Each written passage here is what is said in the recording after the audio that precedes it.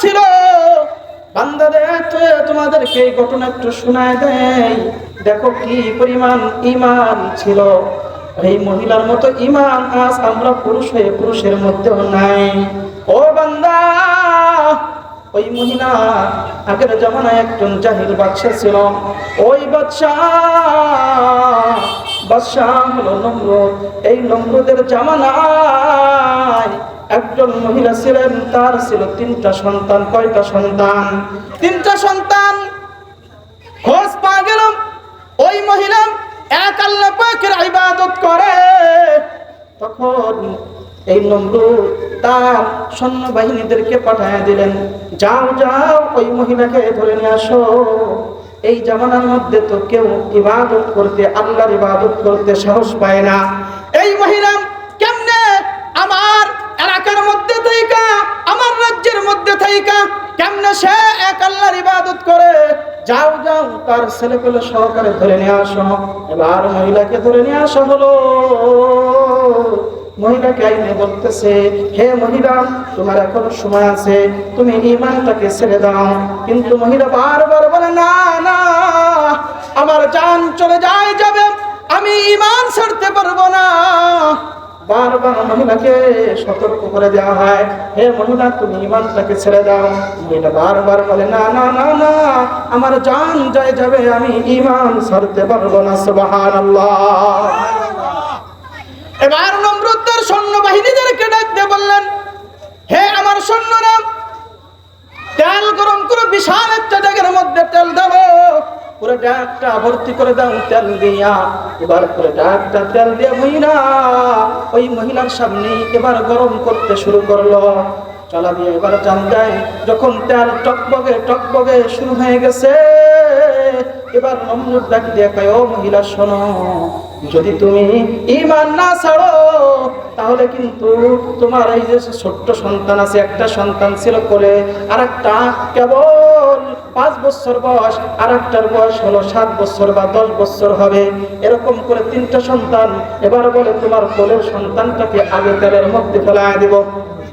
কারণ সকলেরই, প্রত্যেকটা মায়ের তার সন্তানের প্রতি বড় মায়া। কথা কোন ঠিক কিনা? মা কোনোদিন চায় না আমার সন্তানের কোনো কিছু হয়ে যায়।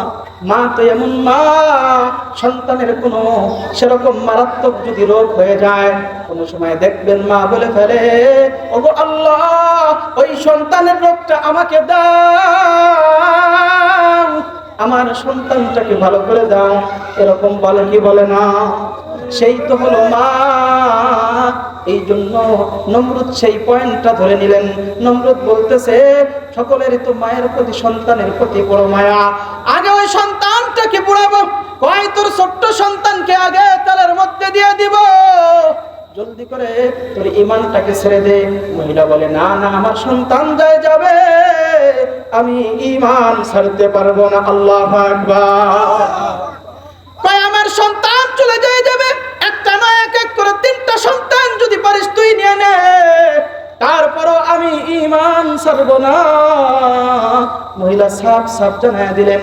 দেখলেন এর ঈমান বড় কঠোর। নমরুদ এবার তার সৈন্যদেরকে অর্ডার দিলেন, ওর কোলের সন্তানটাকে কেড়ে নিয়ে আয়, ওই তেলের ডেকের মধ্যে ছেড়ে দে। যখন ছেড়ে দিল, সাথে সাথে গুনাহ হয়ে গেল।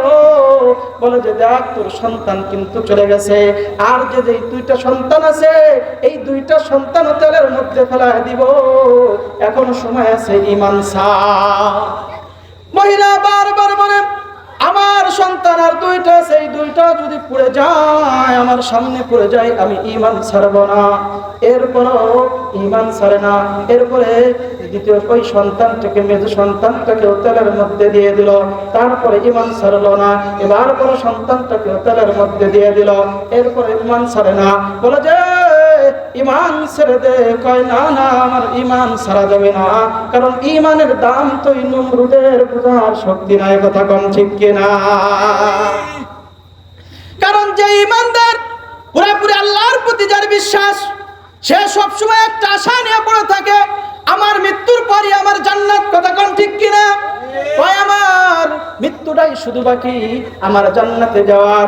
আর আমি যখনই মারা যাব তখন তো আমার ভাগ্যটা খুলে গেল। তাই দুনিয়া আছি, কোন সময় রোগ আছে, কষ্ট আছে, অশান্তি আছে, কিন্তু যদি একবার জান্নাতে যাই, জান্নাতটা আল্লাহ পাক এত সুন্দর করে বানাইছে, এত সুন্দর করে বানাইছে, ওই জান্নাতের মধ্যে আর কোনো কষ্টের অবকাশ নাই। সুবহানাল্লাহ। এবার মহিলাকে ডাকতে বলে, যখন 3টে সন্তান পোড়ায় ফেললো তেলের মধ্যে দিয়া, এরপরে মহিলার মনটা একটু নরম হয়ে গেল, কিন্তু ওই তেলের মধ্যে থেকে ছোট সন্তানটা ডাকতে বলে, যে সবার আগে মৃত্যুবরণ করেছে, সে ডাকতে বলে, তার হাড্ডি গুড্ডির থেকে আওয়াজ হয়, মাগো ওই শয়তানের কথা তুমি শুনিও না, তুমি দেখতেছো আমরা পুড়ে গেছি, আমাদের একবারে আমরা গুনাহ হয়ে গেছি। না না মা, তোমার দৃষ্টিতে দেখতেছো এটা, কিন্তু আসলে এই তেলের মধ্যেই আসলেই জান্নাত। সুবহানাল্লাহ। মা এবার কয়, আরে আমার তেলের মধ্যে ফেলা দে। সুবহানাল্লাহ। আর আমরা কেমন ইমানদার, ইমানের দাম চাচা তুমি বোঝো না, বাবু তুমি বোঝো না। ইমানের দাম যদি বুঝতে, তাহলে 4 দোকানে বসে বসে সময়টাকে কাটাইতে না। এদিক দিয়ে আজান হয়, মসজিদ থেকে আজান হয়, হাইয়া আলাস সালাহ, হাইয়া আলাল ফালাহ, আসো কল্যাণের দিকে, আসো কল্যাণের দিকে আসো। আর তুমি 4 দোকানে বসে বসে টিভির দিক খেয়াল দিয়ে ধ্যান দিয়ে ছবি দেখতেছো, নাটক দেখতেছো।